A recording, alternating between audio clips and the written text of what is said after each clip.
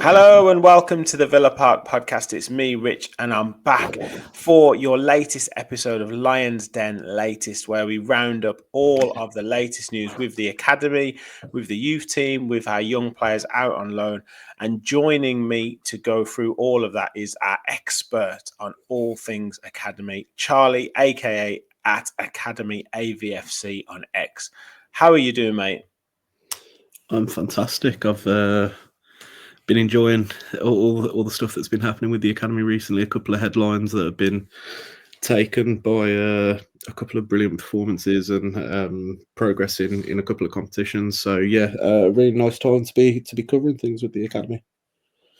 Absolutely, mate. And you were the one. I know we try and do these at least every month and sort of the first week of the month, but it was a busy one last week for me, but you were straight on. Are we ready to update about the youth side? So I knew there was lots that you wanted to talk about. So absolutely fantastic. If you are watching us, make sure you hit that like button and hit that subscribe button and get your comments in and get your questions in for the next show. What you want Charlie to cover, any information you need about the young players youth team, then he is your man on with his finger to the pulse. So let's go with let's talk about the UEFA Youth League, because it's been a experience for Villa. Obviously, for the first team in the Champions League, you know, they've had a really good start now, a bit of a bump in the road against Bruges. But the youth team had a very, very eventful game in Bruges. I think the score was it 5-2, 6-2 in the end? I mean, I watched sort of the first half of that game. I was over in Bruges, watched the first half, had it on in a bar over there, and it was absolutely crazy, the game. Not very much in terms of defenses on top. It was much like a basketball match, but so exciting to see some of those young players in action, and you know, the attacking flair that Villa produced on that day. I know Bruges went down to 10 men, but yeah, some really exciting play. Yeah, it was a bit of a funny match, to be honest. I was kind of trying to keep an eye on it on my phone. Well, I say trying to keep an eye on it. I was glued onto it while we were walking around Bruges trying to find somewhere to have a drink when we arrived. So I probably didn't catch as much of the first 20 minutes as closely as I could have. But it felt like we were really on the back foot and struggling to get hold of things. Bruges were kind of creating quite a few good chances. Obviously took the lead, we equalised, and then they scored again. And then it kind of changed all in that in our second goal, where we work a move down our right, and the ball comes to Ben Broggio, and his shot's going in, but for a handball on the line, and obviously Bruges going down to 10 men as kind of dictated the flow of the match. But even after that, Bruges hit the post. I think credit to Villa, because they didn't really take their foot off the gas. I think sometimes you can play the game a little bit differently. Perhaps this is a bit of an academy football thing where teams are probably going out playing for a result. But yeah, really, really strong performance. And like I say, I think it's easy to kind of settle into a rhythm of playing against 10 men, and I don't think they allowed that to happen. Broggio, Gimo was fantastic. Travis Patterson, continually one of the standout performers for the under-21s and for the under-19s in the Youth League. A brilliant attacking performance, in contrast really to how things have been going for the previous win that we brought up in the competition against Bologna, which was a more considered, a more defensively strong performance. Yeah, definitely. And it was nice to see them, you know, really expansive football and expressing themselves. And you talk about that. I'll touch on Ben Broggio in a second in terms of his ability and him getting noticed. But nice to see, Brad Burrows. He's got a lot of pace in that attacking position as well, and he scored a goal. And yeah, he's one to maybe keep an eye on as the season goes on as well.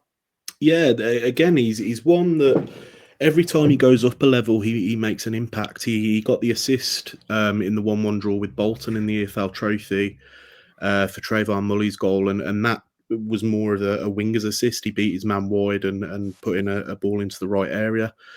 And so, yeah, he's making an impact in both positions. He can play wide, he can play through the middle. And what I'm liking about when he plays through the middle is that you see those qualities that suggest to you that he's going to continue scoring goals as he makes his way through. He's not relying on being overly physical. He's not relying on stature. He's still quite slight. And he's utilising the tools that he's got to continue to make an impact. He scored. There was a PL2 loss at Leicester, and this was his first PL2 goal, and it's an absolutely brilliant finish from outside the box. And so, yeah, different types of goals, different things that he's adding to the team as well. Like I say, in wide positions, good delivery, and then good quality of finish when he's getting the opportunity. Yeah, really good, really good. And you mentioned Travis Patterson there. He really impresses me every time I see him play. Seems to have the physicality now to, potentially be knocking on the door for more for first team opportunities, whether that be, a cup game, like we've got the FA Cup to come, or the odd appearance here and there and just traveling with the first team squad. But he certainly seems to me to be someone who could make that step up. Yeah, absolutely. It's probably a bit of a shame for him that we've just spent 40 million on a left back, to be honest with you, because it just creates a bit of a backlog of players that he'll have to break through and get beyond to make the appearances he's after in the first team. But yeah, just one of those again, and who continually is one of the top two performers in this team. Constantly a huge threat when he moves down the left-hand side. Brilliant in the final third. An assist that he picked up. Sorry, not an assist. It was his goal where Broggio lays him off and he fires what's become a trademark Patterson finish across into the far corner. And yeah, just consistently timing of run, direction of run, really excelling. And yeah, I think he's reaching that stage now where I don't think academy football has much more development to offer him. While I would like to see him stay around and be part of this UEFA Youth League squad and contribute to success, I think we're reaching at a time in his career where we'll probably be thinking about, is this player going to go on loan in January? Yeah, I think that would be something that would probably be good for him to help accelerate his development, certainly. And finally, I guess the player who everyone is talking about, grabbing a lot of headlines at the moment, and even being talked about as a potential first team squad player now, is Ben Broggio, and he seems to have that little bit of X factor about him. The swagger.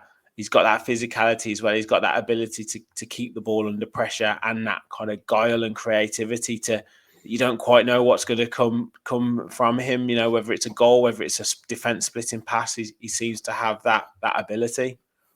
Yeah, whether you want to call it swagger or whether you want to call him a bit of a maverick with what he does, I think he's the type of footballer. I think I might have said it a couple of times previously. He's the type of footballer that I think fans really enjoy watching. He's the type of player who excites you when he gets the ball. And yeah, that Bruges game was the epitome of what Ben Broggio can offer to a team. It's that understanding of times when to maybe delay and let things happen in front of you, or when to burst into life and do it yourself and create something. And so, yeah, really, really excited to see how things continue to develop for Ben. I was slightly disappointed not to see him in the squad for the Crystal Palace League Cup game, because I really do think he's got something to offer. Slightly different to Caden Young. Caden is probably a bit more direct and he's looking to beat his man.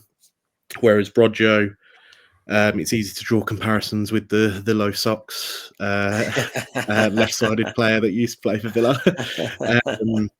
But yeah, it's you can clearly see that he's kind of modelled his game on how Jack played his game while he was at Villa, certainly.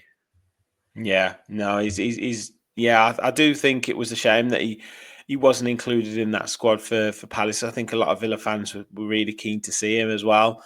Particularly, he looked quite good in the brief cameo he had against Wickham, and obviously we saw how exciting he was after that against Bruges, which was really good for the youth league. But yeah, I've seen articles saying, is he potentially now going to be in the first team squad to add some depth and some potential creativity. So it's going to be interesting to see how he progresses. Just a quick one on the youth league. Is it the same format then as the the full competition? Is there like a league ladder, and then does it follow exactly the same format for the knockout stages? Not exactly the same format, no. It's a 6-game league stage, so those 6 fixtures mirror Villa's Champions League fixtures. I'm just going to bring up the standings so I can tell you exactly where we are. We are 16th, and so in this competition, the first 24 go through. Okay. Currently, the team in 24th are Dinamo Zagreb on 4 points. We are in 16th on 6. So you'd probably suggest that maybe a win and a draw would be enough from our final 2 games. For context, our final 2 games are against Juventus, who are currently 11th, 1 point above us, and then against RB Leipzig, who have 3 points, having lost all but their most recent game. So again, I think we're probably looking at that Leipzig game as the one to target. And then the Juve game being at home, you'd hope that we can pick something up there, and we should be well on our way towards qualification. Fantastic, and that will be at Bodymore, I imagine, and hopefully get a good crowd there before the first team match on the evening. Yeah, absolutely. I think there'll be some travelling fans there. I think Bayern brought a few to Bodymore, and they were quite vocal as well. So yeah, similar kind of atmosphere I'd expect. Europeans do it a bit differently in that regard. So it should be another good one. I know the players look forward to these matches. They see it as a bit of an opportunity to showcase themselves when they know there's a bit of a bigger audience. And so looking forward to that one. Hopefully, like you said, can secure qualification and look on to another big European tie. Fantastic. So let's go to domestic action. PL2, both under 21s and under 18s. Mixed bag, I think, for under 21 still, but fantastic still for the under 18s currently. Yeah, so the under 21s have hit a bit of a slump at the minute. Since we last spoke, just the 2 games in PL2, but both have been losses and quite worrying losses, really. 2 games where we were 3 goals down in the first half. And obviously you're setting yourself up for bad things to happen if that's going to be the case continuously. One positive to take from those games, we mentioned Brad Burrow's first PL2 goal that came against Leicester in a 3-1 loss. And Jamal Gimo picked up a couple of goals, albeit consolations, in the 4-2 loss to Middlesbrough. So as things stand, Villa are 21st in PL2, needing to make the top 16 to qualify for the end of season playoffs. Obviously, a lot of games still to be played in that competition. It's a bit of a funny schedule at the moment without another game now until the 2nd of December. So another few weeks until they play again. So I think the difficulty that they're finding at the moment is the chopping and changing between players that are eligible for the UEFA Youth League, players that are ineligible. So you've got players who are forming the core of the PL2 squad. So Todd Alcock, your Sil Swinkles, your Kerr Smiths, who's just recently come back from injury. Mm-hmm. Lamar Bogard has featured quite a bit of late in PL2. And obviously, these players aren't eligible in the youth league, so it's a bit of chopping and changing, and a bit of perhaps a touch of unfamiliarity coming into things. And yeah, as you mentioned, the under-18s really going from strength to strength. It's a shame that we're talking now off the back of their second loss of the season, but since we last spoke, it's really given us an indicator of just what they're capable of and just what they're looking to achieve this season. Currently sitting top of the under-18 Premier League, 6 points clear of Fulham, who have a game in hand.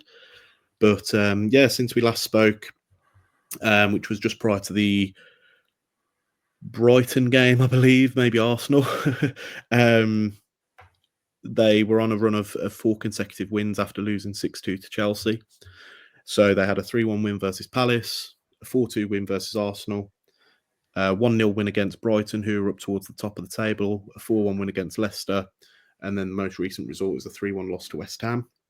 There's been you've got to lose sometime, haven't you, to be fair? Yeah, and it's academy football. It's academy football.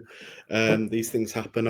Interestingly, the West Ham game was a tight run match. We missed a penalty at 3-1 down. And so it could have been a bit different moving into the late stages of that one. In terms of scorers, Cole Brannigan is in a bit of a vein of form at the moment. Picked up a couple in that win over Leicester, and another against West Ham. And also Mason Kocher has been providing in both respects, really. He's been scoring goals and laying on assists. Currently the top scorer for the under-18s, though, is Brad Burrows, who scored a hat-trick earlier in the season for Southampton, but isn't featuring so much now for the under-18s. He tends to be travelling with the under-21s in PL2. Couple of standout players, I think, are Leon Ruth, who I think we spoke about last time. He's just had his first England youth call-up, along with George Hemmings, who's another one who I don't think will be in the under-18s come the end of the season. He's a real dynamic box-to-box midfielder, a bit gangly, and so that lends itself to those sort of niggly interceptions and that type of game. So something to work with there. And then I really like the look of Max Jenner when I've had the opportunity to watch him. I like the kind of poise that he has on the ball. And the eye for a pass that he kind of plays with. A couple of other players to mention, actually. Rodrigo Fortes. I get the sense that the academy staff really like him. He's a left back / left winger. I think they combine the two, but always involved in youth league squads. Always part of that group. And yeah, a really interesting battle at the moment at left back between Rodrigo Fortes and Teddy Bloomfield, who joined in the summer from Ipswich, where both appear to be delivering the goods whenever they play, and healthy competition, pushing each other to be as good as they can be.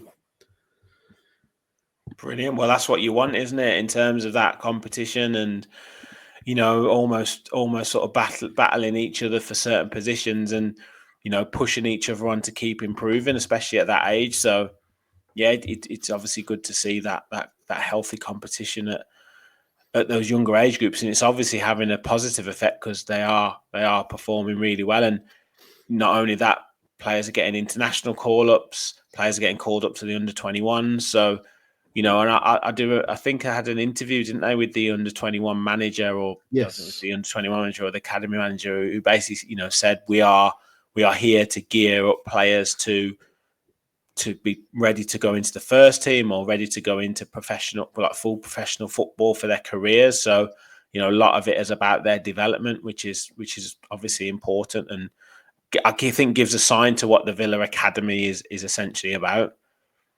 Yeah, I really enjoyed that interview with Josep Gombau. There's been a couple of like post-match just quotes that they've put on the website, but I really enjoy the way things read when you see what he said written down or in the interview that was conducted by a video. I like the way that he speaks about things, and I like that he kind of shares the same philosophy as how you hear Unai Emery speak, talking about controlling the things that we control, not necessarily thinking about the result, and that the result is a consequence of doing the things that you can control to the best of your ability. And so that takes on different forms in the academy. So that might be handling development in a certain way and exposure to minutes at a certain time.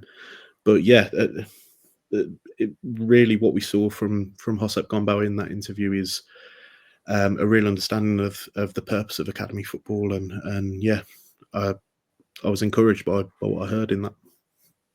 Yeah, excellent. And I guess just to round off the update in terms of the youth teams and the younger age groups, the EFL Trophy, albeit a kind of, I guess, a disappointing loss in terms of the result on the night, losing 3-0 to Barrow. But you actually mentioned that, I said to you before we came on the show, I was hoping to see the likes of Broggio and Borland and Young in that side, but you actually pointed out it was international call-ups that would have stopped them from playing, and the actual players that came in probably did quite well to keep it to a 3-0 scoreline, but then became the only academy side or under 21 side to actually get through to the next round, which is great news. Yeah, that's the headline, isn't it? Is that Villa are the only under 21 side to progress into the knockout round of the tournament. So I don't think the draw will be for a couple of weeks. I don't think the group stage finishes. There's one match left to play, I think, in the northern section. So yeah, that'll be an exciting one to see who we come up against in the round of 32. Yeah, that Barrow game, just a bit of a strange one. It was kind of one of those games where I attribute a loss to prioritising certain things within the academy. So Kerr Smith was coming back from injury, and so perhaps wasn't at the intensity or the level that he can reach. Playing alongside Ethan Amunson Day, who had a strange performance. He looked like he was moving very heavily during the match and uncharacteristic. And yeah, we just struggled to really get a foothold in the game against a physical Barrow side. There was a return to action for Charlie Lutz as well in the second half, who came back from a long-term knee injury earlier this season, at the end of last season, and I believe picked up a hamstring injury. So it was again nice to see him back on the pitch with an opportunity to display some of the stuff that he can do. He had a couple of chances that could have affected the result of the match. And yeah, an amazing double save from the Barrow keeper denied him. And I so saw that. yeah, It was 2-0, wasn't it? And it could have made it 2-1. Yeah.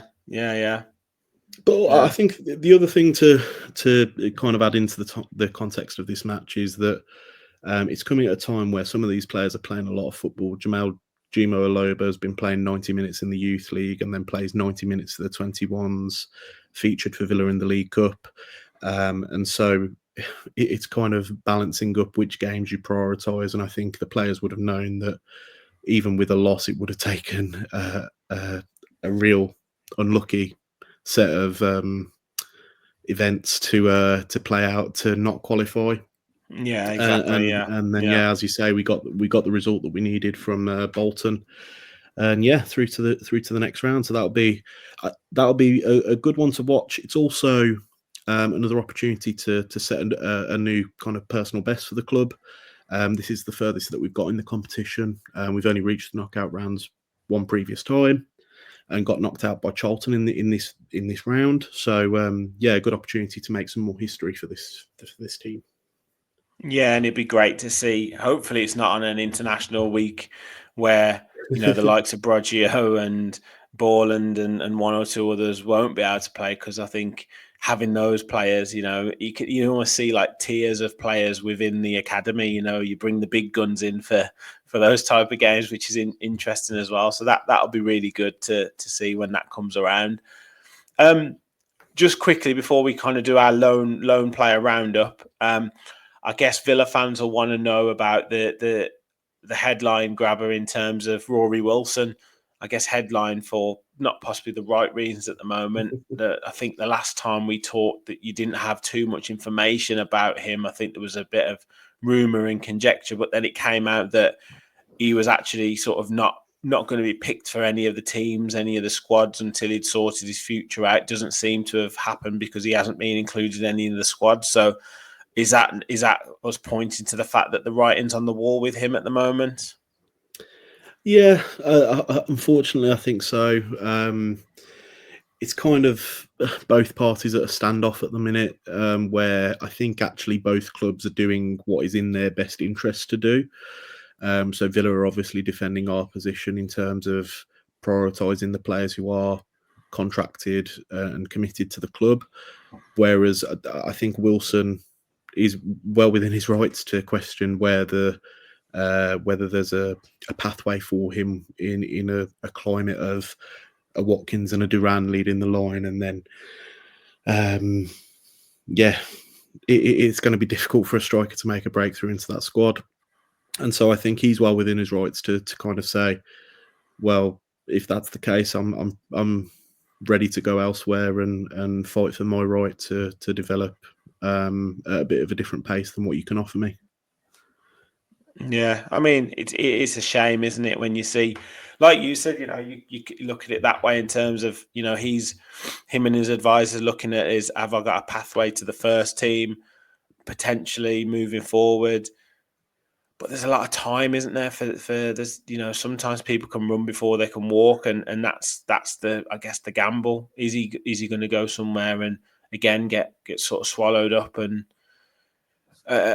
not kind of fulfill the potential, or would he take the risk and stay at Aston Villa and then just like you say, kind of fall by the wayside? Which it is a difficult crossroads, I have to say. But whatever, is he 18? Is he 19? There's still so much development and so much growth, and you could imagine him going out on loan and trying to develop. And it's a shame if he does move on, because that's essentially what they would probably do, unless he goes to a slightly lower profile club and actually plays first team football.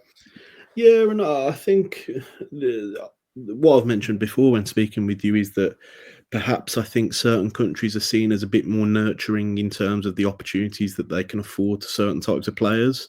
And being a striker in England is a different game to being a striker elsewhere. There's perhaps a bit more of a reliance on having a physical game that you can offer something different in a game where you're not creating many chances. And so, I think the talk that I saw is of potential interest from Europe. And so, it'll be an interesting one to see play out. It could be another story of one that's lost in an academy that goes on to become a bit of a jewel elsewhere. But yeah, like I said, I find it hard to criticise him and his party for their role in this, because I can see the argument that there is a lack of pathway. But in the same breath, I find it hard to criticise Villa because they're defending their position in the matter too, and prioritising, like I said, the players that are committed and contracted to the club. And let's not forget that there's some extremely talented players that are coming to the fore now as a result of Wilson's sort of exclusion from the squad. Brad Burrows will be playing more football as a result of that. Trayvon Mully has had a brilliant start to the season for the under-18s, perhaps would have had a little bit less football as well. And so, it's providing opportunities to other players who can go on and offer Villa more, and I think that's the way probably Villa are looking at it. Yeah, definitely. So let's talk about the loan players that are out there at the moment. We won't go through every single one. I think even you struggle to remember everyone who we've got out on loan, mate. So we won't do everyone. But in terms of League Two, a couple of players who are featuring kind of at the upper echelons of League Two, which is really good for them. Rico Richards at Port Vale. And Philip Marshall at Crewe. Port Vale, obviously top of League Two. Marshall at Crewe, I think you said fourth in League One, in League Two as well. So yeah, good for them. I noticed Richard scored the other night in the EFL Trophy as well. So yeah, must be kind of doing quite well there.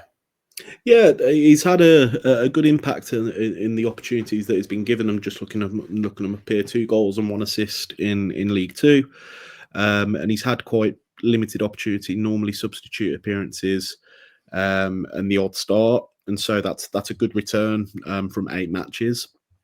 And then goal in his solitary. No, sorry, I think it's his second start in the EFL Trophy. Scoring against Wrexham, who are no mugs. So another nice reminder to the manager of what he can offer, and that hopefully can manifest itself in a bit more trust and a bit more playing time. What I would say is that Port Vale seem to be quite blessed with quite a lot of attacking options. I think their He's got a best good player. squad there. Yeah, they're a couple of times that I've watched them. Their best player, Lauren Tolai, seems to hang around in the same positions that Rico Richards does, and so nice battle, but a learning experience that Rico will benefit from going forward in his career. You mentioned there about Philip Marshall. 6 clean sheets in 14 matches at the start of the season for Crewe. Crewe have had a really good start to the season. Like we said, sitting in the playoff positions at the minute. A big game with Notts County coming up this weekend, which could be a sort of a dictator for how their season is going to progress. So a couple of maybe not quite viral videos, but a couple of big saves that the Crewe social media account has certainly been loving. So nice to see him making a mark after a bit of a patchy spell at MK Dons last season. Excellent. And then into League One, I think a bit of a turbulent time at Shrewsbury at the minute for Tommy O'Reilly and Josh Feeney. I think the manager's just been sacked, but noticed that they've been in and out of the team. But I guess they'll be seeing it, hopefully, if they can impress whatever new manager comes in, because it's always that risk, isn't it? It's always a difficult time with loan players when the manager who's brought them in gets sacked. Yeah, it's an interesting one because I'm actually looking at this as a bit of a positive for Tommy. Didn't seem to be getting the opportunity under the previous manager, and it's that old trope that I seem to bring up quite often, is that managers develop trust for players who are contracted to the club and are not loan players because they've got more to gain from that. And so I think he suffered a bit in that respect. But the reviews that I've seen from Shrewsbury fans when he has been on the pitch has been positive. Josh Feeney, I think we spoke last time just after he'd scored his first senior goal, and he's been consistently in that Shrewsbury team. So again, this is a positive thing for Josh Feeney, although Shrewsbury aren't picking up results. Josh is playing a good amount of senior football, which will be again a positive thing for him to take into what he's looking to achieve in his career. Yeah. Obviously, it's a great learning curve as well for them to guess bounce back from adversity as well. And then and the player who continues to grab the headlines on loan is absolutely topping the charts in terms of goals, in terms of chances created, goal scoring actions, you name it. Whatever stat you want to talk about in League One is Louis Barry at Stockport, and I think it's 10 league goals already this season.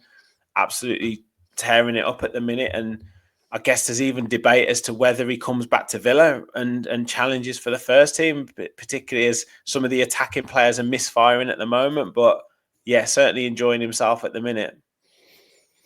Yeah, we had a quick chat about him off air just before we started recording. I think Louis is at an interesting point of his career, and it's an easy assumption to make that Villa might prioritise getting him to as high a level as possible.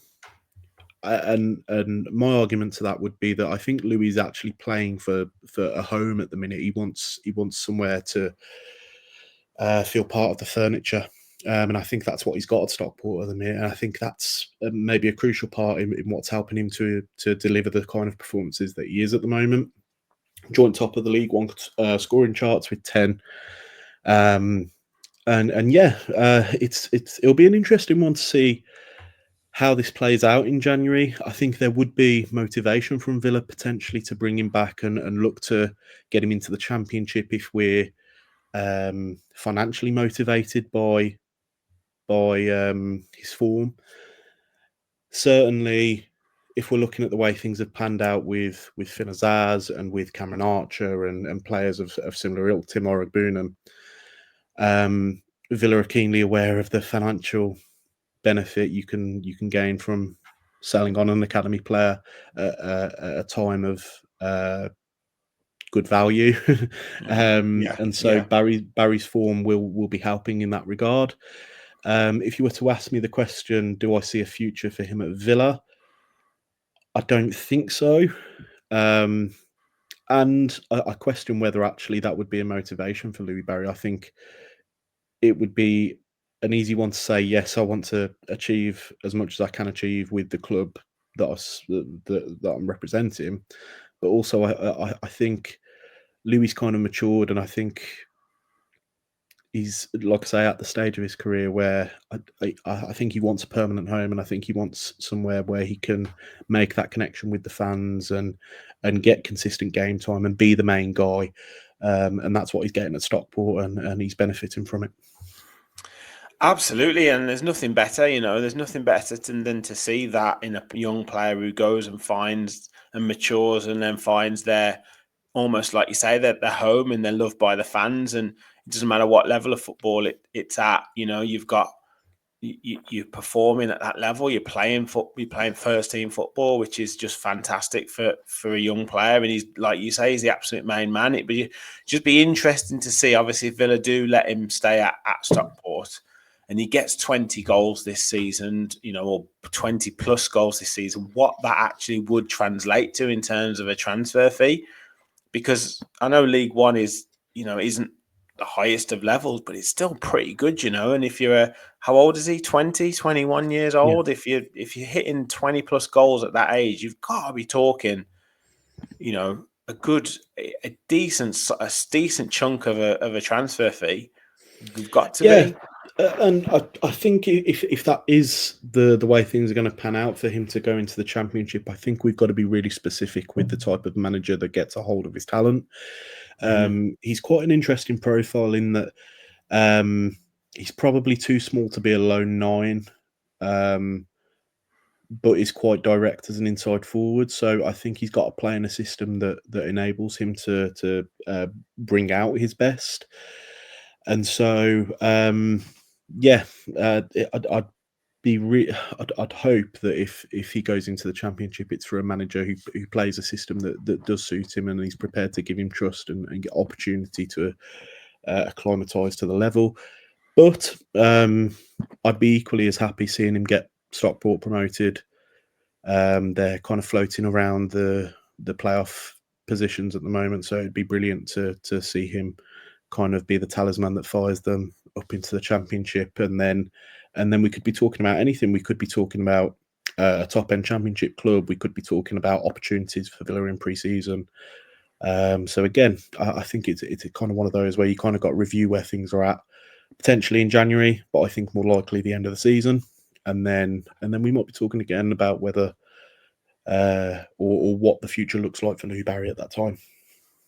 Yeah, it is going to be really interesting, because he's probably got, 3 discussion points on the cards in January. Is there an option to come back to Villa? Is there an option to go to to a higher level club, Championship club, or obviously the sticking around at Stockport? So yeah, he's probably got a bit of a conversation to have in January, which is going to be interesting to see.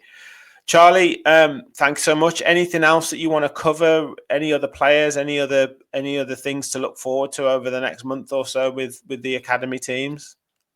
Just another small mention here for a bit of a special performance that I saw come up in the under-15 Floodlit Cup earlier this week. We drew 4-4 with Leicester, but young striker Dan Adeniran scored all 4. And so, again, nice to see that kind of performance occur within our youth setup, and that'll be a name to keep an eye on. I saw a number of those under-15s get picked up for an England sort of talent identification camp. So again, one for me to keep an eye on, and hopefully we see some of those names come into the public eye a bit more with appearances in the older age groups. That's the word I'm looking for. Brilliant. Well, you heard it here first, and mate, you were bang on with a couple of predictions when we had you on last season, although it wasn't as regular as we have this season. And I think you've been bang on with a couple of predictions already this year. So, yeah, you heard it here first. Just give his name again. Dan Adeniran.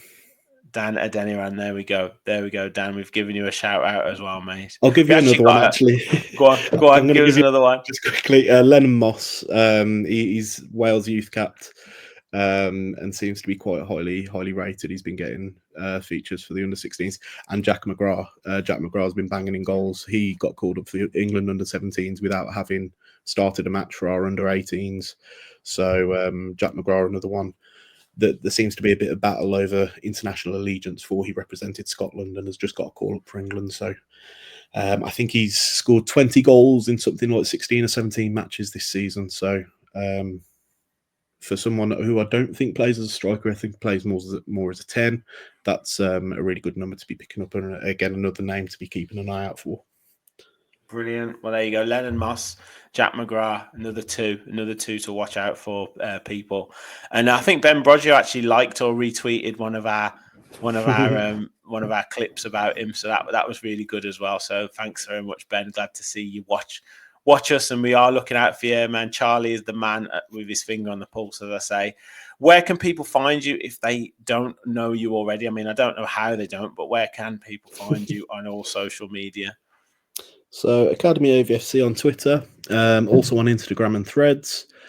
Trying to do a little bit more on Instagram and Threads, I mentioned last time, and there's been a couple of big results. Just another one quick that I've just been tagged in coming through. Villa's Senior Cup second round match against Romulus is scheduled for Friday the 22nd of November. It's going to be a 7:45 kickoff at the Domino's Arena in Sutton Coldfield. That's Coles Lane for old-fashioned people. So another match to keep an eye on, and another match that will be an interesting one. So Academy AVFC on Twitter and Instagram and Threads. Brilliant. And Villa fans, get yourself to that Birmingham Senior Cup game as well. What date did you say it was? Friday the 22nd of November, 7:45 kickoff at Coles Lane in Sutton. Perfect. There you go. Charlie, as always, mate, an absolute pleasure. Thank you very, very much for your update, and you're an absolute fountain of knowledge for the Youth Academy. And it's brilliant that we can give you a platform on this show to promote the young players, because, as I say, I think still the first team, the main Twitter account could do quite a lot more to promote the youngsters and to promote what they're doing. So we'll hopefully do a little bit of that on here, and you obviously do that across social media as well. So thank you, mate, for all that you do. Make sure, guys, you hit that like button. Make sure you hit that subscribe button. We'll be back next month for our latest Lions Den latest update. So do stick and stay tuned to the channel. I'm hoping to do a show with Tom Colomassi this week or next week to kind of round up the latest media stories going on at Villa. He's done a recent piece today on Unai Emery and Aston Villa and kind of behind the scenes. So I'd like to get his point of view on that. So stay tuned for that. We'll obviously be back next week with plenty of shows, fans forum, preview to Crystal Palace, and Premier League football will be back. So make sure you stay tuned to the channel. Thank you once again, Charlie. Thank you all for watching. And as always, remember, we all follow the Villa.